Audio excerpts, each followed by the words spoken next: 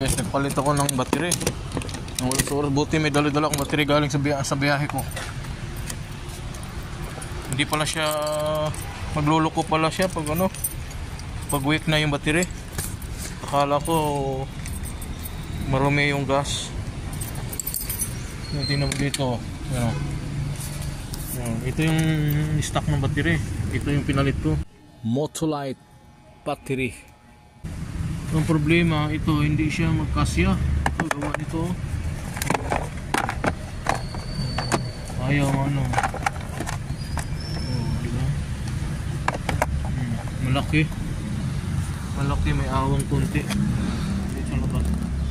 Ano yan siya MF9B YTX9BS.